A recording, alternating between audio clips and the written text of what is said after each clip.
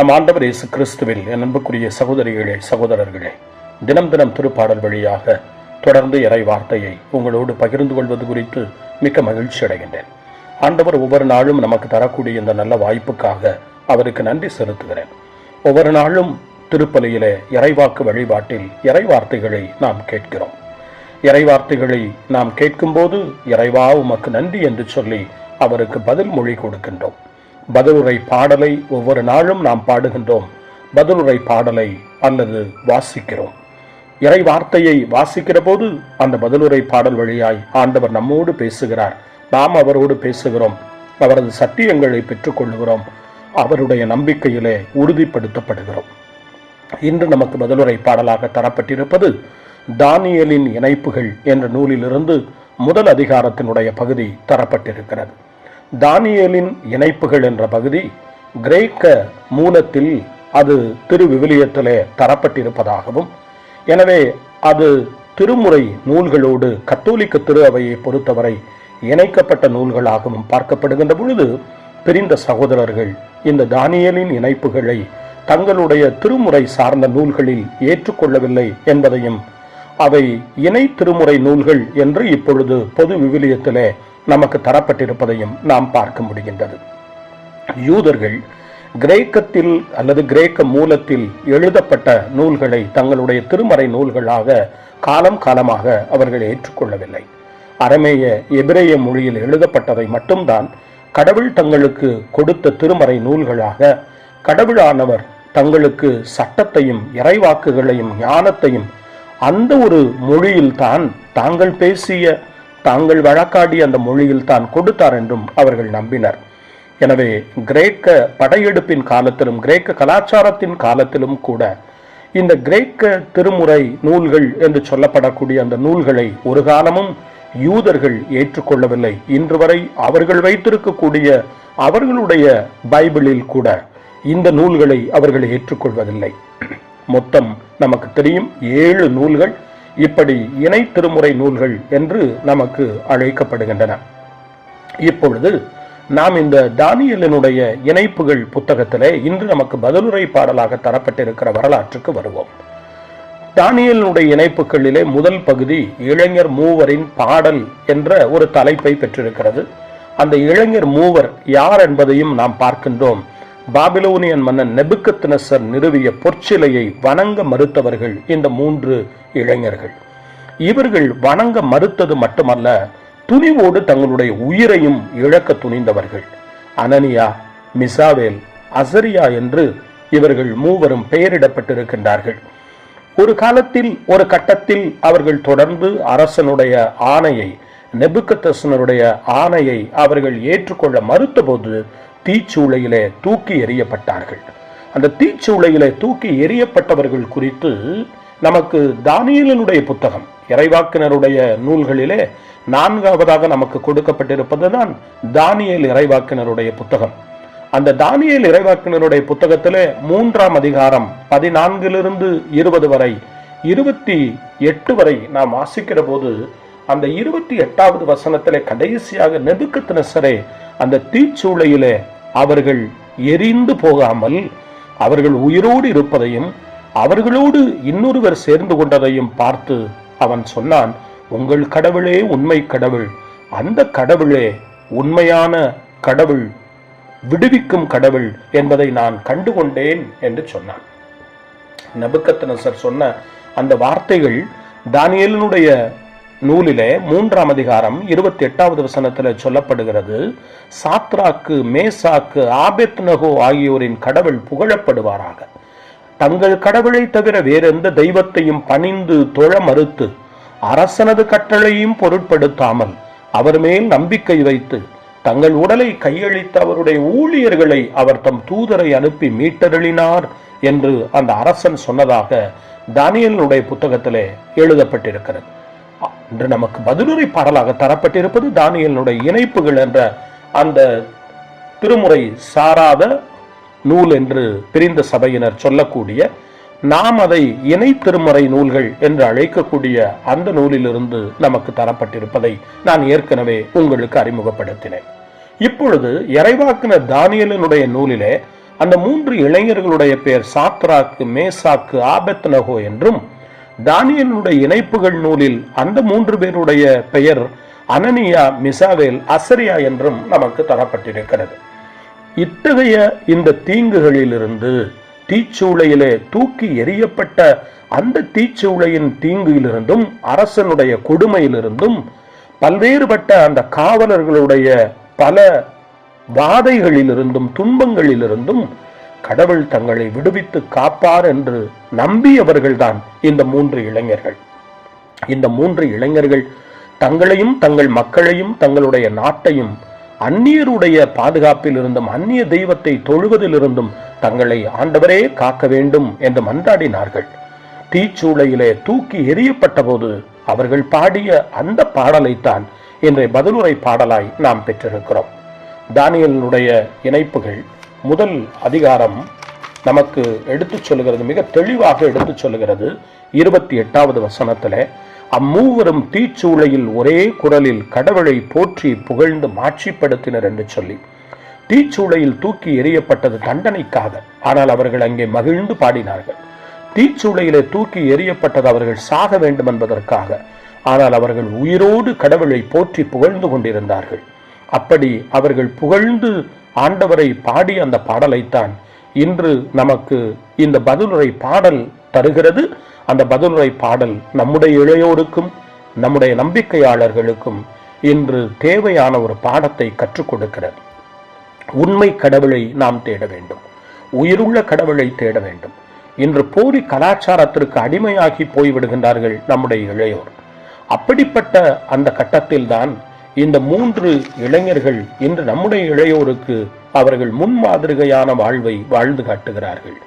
அனனியா, மிசாவேல், அசரியா இந்த 3 பேரும் இன்று நமக்கு வழிகாட்டக்கூடிய இளைஞர்கள், இன்று நம்மை வழிநடத்தக்கூடிய இளைஞர்களாய் வருகின்றார்கள். போலியானதை விட்டுவிட வேண்டும், பொய்மையை விட்டுவிட வேண்டும், அநீதிக்கு துணை போகக்கூடாது. எத்தனை விதமான கட்டளைகளும் சட்டங்களும் நமக்கும் நம்முடைய இறை நம்பிக்கைக்கும் நம்முடைய உண்மை வாழ்வுக்கும் எதிராக இயற்றப்பட்டாலும் நாம் அவற்றை துணிந்து போராடி நம் இறைவனின் துணையோடு வெல்ல வேண்டும் என்ற ஒரு ஆழமான இறை சிந்தனையை இந்த பாடல் இன்று நமக்கு தருகின்றது. இன்றைய பல்லவியாக நமக்கு தரப்பட்டிருப்பது 34வது வசனம். அந்த 34வது வசனம் சொல்லுகிறது, ஆண்டவரின் அனைத்து செயல்களே நீங்களெல்லாம் ஆண்டவரை வாழ்த்துங்கள், என்றென்றும் அவரை புகழ்ந்து பாடி ஏற்றி போற்றுங்கள். புகழ்ந்து பாடி ஏற்றி போற்றுவது ஆண்டவருடைய அனைத்து செயல்கள் என்று இந்த பதிலுரை பாடலின் பல்லவியிலே சொல்லப்படுகிறது. ஆண்டவருடைய அனைத்து செயல்களும் விடுதலை செயல்கள், ஆண்டவருடைய அனைத்து செயல்களும் மீட்பு செயல்கள், ஆண்டவருடைய அனைத்து செயல்களும் பேரிரக்கத்தின் செயல்கள், பேரன்பின் செயல்கள், எளியோரையும் தன்னை தேடுவோரையும் தன்னை நம்புவோரையும் வாழ்விக்கும் செயல்கள். ஆண்டவரின் அனைத்து செயல்களே நீங்களெல்லாம் ஆண்டவரை வாழ்த்துங்கள், என்றென்றும் அவரை புகழ்ந்து பாடி ஏத்தி போற்றுங்கள். இந்த பாடல் மிக உன்னதமான பாடல். 29வது வசனம் தானியேலுடைய இணைப்புகளுடைய முதல் பகுதி 29வது வசனம் சொல்லுகிறது, எங்கள் மூதாதையரின் கடவுளாகி ஆண்டவரே நீர் வாழ்த்தப் பெறுவீராக, என்றென்றும் நீர் புகழப்பெறவும் ஏற்றி போற்றப்பெறவும் தகுதியுள்ளவர், மாட்சியும் தூய்மையும் நிறைந்த உமது பெயர் வாழ்த்துக்குரியது. தலைமுறை தலைமுறையாக இஸ்ரேல் மக்களின் கடவுளாகிய ஆண்டவர் இங்கே போற்றப்படுகின்றார். தலைமுறை தலைமுறையாக அந்த கடவுளுடைய செயல்பாடு இங்கே புகழப்படுகிறது. அவர் போற்றப்பெறவும் புகழப்பெறவும் தகுதி உள்ளவர் என்று 29ஆம் வசனம் இந்த முதல் பகுதியிலே நமக்கு எடுத்துச் சொல்கிறது. தானியேலினுடைய இணைப்புகளின் முதல் பகுதியின் 30ஆம் வசனத்திலே பார்க்கின்றோம், உமது தூய மாட்சி விளங்கும் கோவிலில் நீர் வாழ்த்தப் பெறுவீராக, உயர் புகழ்ச்சிக்கும் மிகு மாட்சிக்கும் நீர் உரியவர். 31 சொல்லுகின்றது, கெருபுகள் மேல் வீற்றிருந்து படுகொலையை நோக்குபவரே நீர் வாழ்த்தப் பெறுவீராக, நீர் என்றென்றும் புகழப்படவும் ஏற்றி போற்றப்படவும் தகுதி உள்ளவர் என்று இங்கே சொல்லுகின்றது. 32ம் 33ம் இந்த பதிலுரை பாடலினுடைய தியான இறுதி வசனங்களாக நமக்கு தரப்பட்டிருக்கிறது. உமது ஆட்சிக்குரிய அரியணை மீது நீர் வாழ்த்தப் பெறுவீராக, என்றென்றும் நீர் புகழ்ந்தேத்தப் பெறுவீராக, ஏற்றி போற்றப் பெறுவீராக. உயர் வானகத்தில் நீர் வாழ்த்தப் பெறுவீராக, என்றென்றும் நீர் பாடல் பெறவும் மாட்சி அடையவும் தகுதி உள்ளவர். ஒவ்வொரு வசனத்தையும் சொல்லி புகழ்ந்து பாடி ஏத்தி போற்றுங்கள் என்று உலகத்தினுடைய படைப்புகளையெல்லாம் அவர்கள் அழைப்பது 30வது வசனத்திலிருந்து தொடங்குகின்றது. அந்த 30வது வசனத்திலிருந்து நாம் பார்த்தோம் என்றால், இந்த உலகத்தினுடைய இயற்கை, உலகத்தினுடைய படைப்பு, உலகத்தினுடைய உயிரினங்கள், உலகத்தில் வாழ்பவை, இருப்பவை, இயங்குபவை அத்தனையும் இங்கே இந்த இளைஞர்களால் பெயர் சொல்லப்பட்டு அழைக்கப்படுகின்றது. 61வது வசனத்திலே ஆண்டவரின் குருக்களே என்று வாழ்த்துங்கள், அவரை புகழ்ந்து பாடி ஏத்தி போற்றுங்கள் என்று பார்க்கின்றோம். இப்படி இந்த இயற்கையும் இருக்கக்கூடிய அத்தனை மனிதர்களும் இங்கே அழைக்கப்படுகின்றார்கள். 58வது வசனத்திலே காட்டு விலங்குகளே, கால்நடைகளே, நீங்களெல்லாம் ஆண்டவரை வாழ்த்துங்கள், என்றென்றும் அவரை புகழ்ந்து பாடி ஏத்தி போற்றுங்கள் என்று பார்க்கின்றோம். 59லே மண்ணுலக மாந்தர்களே என்று தொடங்குகிறது. அதுதான் இந்த பாடலில் எல்லாரையும் அழைக்கின்றது, இறைவனை போற்றி புகழ. 64வது வசனம் இந்த புகழ்ச்சி பாடல். தீச்சூளையிலே தூக்கி எறியப்பட்ட போது அவர்கள் ஆண்டவரை புகழ்ந்து பாடி அந்த பாடலினுடைய அந்த வாழ்த்து பகுதி நிறைவுக்கு வருகின்றது. 64ஆம் வசனத்திலே தூய்மையும் மனத்தாழ்ச்சியும் உள்ளோரை ஆண்டவரை வாழ்த்துங்கள், என்றென்றும் அவரை புகழ்ந்து பாடி ஏத்தி போற்றுங்கள். அவரை வாழ்த்துங்கள், என்றென்றும் அவரை புகழ்ந்து பாடி ஏத்தி போற்றுங்கள் என்ற இந்த வசனங்கள் மீண்டும் மீண்டும் மீண்டும் ஒரு வார்த்தையை சொல்லுகின்ற போது உடனே என்றென்றும் அவரை புகழ்ந்து பாடி ஏத்தி போற்றுங்கள் என்ற ஒரு பதில் மொழியாக இங்கே தரப்பட்டிருக்கிறது. மிக மிக அழகாக இந்த பாடல் ஆண்டவரை போற்றி புகழும் பாடல். அதுவும் துன்பத்தின் மத்தியிலே, தீச்சூளையின் மத்தியிலே, நெருப்பின் மத்தியிலே, எரியக்கூடிய அந்த சுட்டரிக்கக்கூடிய அந்த வெப்பத்தின் மத்தியிலே ஆண்டவரை போற்றுவதுதான் இன்று நம்முடைய வாழ்வுக்கு மிகச்சிறந்த ஒரு பாடத்தை கற்றுக் கொடுக்கிறது. எல்லாமே நலமாக இருக்க வேண்டும், எல்லாமே சரியாக இருக்க வேண்டும் என்று நாம் எதிர்பார்க்கின்றோம். ஆனால் இந்த 3 இளைஞர்கள் ஆண்டவரை புகழ்ந்து பாடிய இந்த மூவர் பாடல் என்று சொல்லப்படக்கூடிய தானியேலினுடைய இணைப்புகள் முதல் பகுதி 28வது வசனத்திலிருந்து 64வது வசனம் வரை நாம் வாசித்தால், அனனியா, அசரியா, மிசாவேல் அத்தனை உலகையும் இங்கே அழைத்து ஆண்டவரை போற்றி புகழ்கின்றார்கள். ஆண்டவரை வாழ்த்துங்கள் என்றும் அவரை புகழ்ந்து பாடி ஏற்றி போற்றுங்கள் என்றும் மீண்டும் மீண்டும் அவர்கள் துள்ளி குதித்து நடனமாடி அங்கே ஆண்டவரை புகழ்ந்திருக்கின்றார்கள். தானியேலுடைய இணைப்புகள் முதல் பகுதி 65ஆம் வசனத்திலே பார்க்கின்றோம். அனனியா, அசரியா, மிசாவேல் ஆண்டவரை வாழ்த்துங்கள் என்று தங்களை தாங்களே பெயர் சொல்லிக் கொள்ளுகின்றார்கள். என்றென்றும் அவரை புகழ்ந்து பாடி ஏற்றி போற்றுங்கள் என்று சொல்லி அவர்களே ஆண்டவரை போற்றி புகழ்கின்றார்கள். அந்த 65வது வசனத்திலே தொடர்ந்து சொல்லுகின்றார்கள், ஏனெனில் பாதாளத்திலிருந்து அவர் நம்மை விடுவித்தார், சாவின் பிடியிலிருந்து நம்மை மீட்டார், கொழுந்து விட்டறியும் சூளையிலிருந்து நம்மை காப்பாற்றினார், நெருப்பிலிருந்து நம்மை காத்தருளினார் என்று சொல்லி அவர்கள் ஆண்டவரை புகழ்ந்து பாடுகின்றார்கள். எனவே இந்த பாடல் அந்த வரலாற்றை நமக்கு நினைவுபடுத்துகிறது.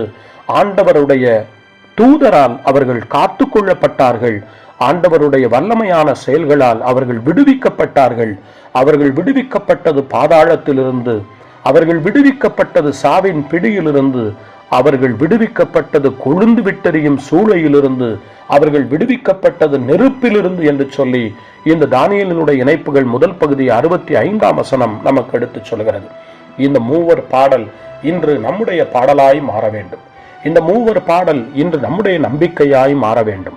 இந்த மூவர் பாடல் இன்று நம்முடைய வாழ்வாய் மாற வேண்டும், சாட்சியமாய் மாற வேண்டும். இந்த 3 இளைஞர்களையும் கடவுள் கைவிடவில்லை. யார் கடவுளை உறுதியான நம்பிக்கையோடு அவர்கள் தேடுவார்களோ அவர்களுக்கெல்லாம் என்ன நடக்கும் என்பதை இந்த தானியேலினுடைய இணைப்புகள் பகுதியில் இந்த மூவர் பாடல் எடுத்து சொல்கிறது. நம் கடவுள் நம்மோடு இருக்கிறார். நம் கடவுள் நம் துன்பத்தின் மத்தியில் நம் அருகில் இருக்கிறார். நம்முடைய வேதனையின் மத்தியிலே அவர் நம்மோடு, நம் அருகில் மட்டுமல்ல, நம்மோடு பயணிக்கின்றார். நம்மை தூக்கி சுமந்து கொள்ளுகிறார், நம்மை காத்து கொள்ளுகிறார்.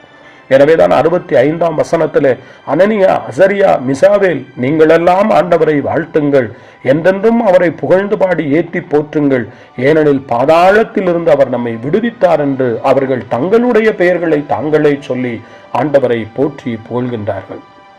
தீச்சூளையிலே தூக்கி எரியப்பட்டது மூவராக இருக்கலாம். ஆனால் தானியேலுடைய இணைப்புகள் முதல் பகுதி 26ஆம் வசனத்திலே வாசிக்கிறோம், ஆண்டவரின் தூதர் சூளைக்குள் இறங்கி வந்து அசரியாவோடும் அவர்தம் தோழர்களோடும் சேர்ந்து கொண்டார். அனற்கொழுந்து சூளையிலிருந்து வெளியேறச் செய்தார். மேலும் சூளையின் நடுவில் குளிர் காற்று வீசச் செய்தார். நெருப்பு அவர்களை தீண்டவே இல்லை, அவர்களுக்கு தீங்கிழைக்கவும் இல்லை, துன்பமோ துயரமோ தரவும் இல்லை என்று நாம் வாசிக்கிறோம். இதுதான் நம்முடைய வாழ்வுக்கு கடவுள் கொடுக்கிற ஆறுதலும் மிக மிக உண்மையான ஒரு வாழ்விக்கும் செய்தியும் இதுதான். சூளையின் நடுவில் குளிர் காற்று வீசும்படி கடவுள் செய்ய முடியும். செங்கடலை அவர் இரண்டாக பிரித்து கொடுக்கவில்லையா? செங்கடலை மதில் போல நிற்க வைக்கவில்லையா? சூளை என்பது எப்பொழுதும் வெப்பமானது என்பது நமக்கு தெரியும். ஆனால் ஆண்டவரின் தூதர் எங்கே இறங்கி வருகின்றாரோ அங்கே வெப்பம் மறைகின்றது, குளிர் காற்று அங்கே வீசுகிறது. நெருப்பு தீண்டவில்லை, அவர்களுக்கு தீங்கிழைக்கவில்லை, துன்பமோ துயரமோ தரவும் இல்லை என்று நாம் பார்க்கின்ற பொழுது, இன்றும் நம்முடைய வாழ்வு இறை நம்பிக்கையில் உறுதிப்படுமானால், நம்முடைய வாழ்வு ஆண்டவரில் உறுதிப்படுமானால், நம்முடைய வாழ்வுக்கும் ஆண்டவர் எல்லாவிதமான ஆசிரையும் அருளையும் தருவது உறுதி என்பதை இந்த திருப்பாடல், இந்த தானியேலினுடைய இணைப்புகளில் நமக்கு தரப்பட்டிருக்கிற இந்த மூவர் பாடல் இன்று நமக்கு எடுத்துச் சொல்கிறது. ஆண்டவரை நம்புவோம், ஆண்டவரை தேடுவோம், அசையாத நம்பிக்கையோடு அவரிலே உறுதி கொள்வோம். குறிப்பாக நம்முடைய இளையோரை இறை நம்பிக்கையிலே உறுதிப்படுத்துவோம்.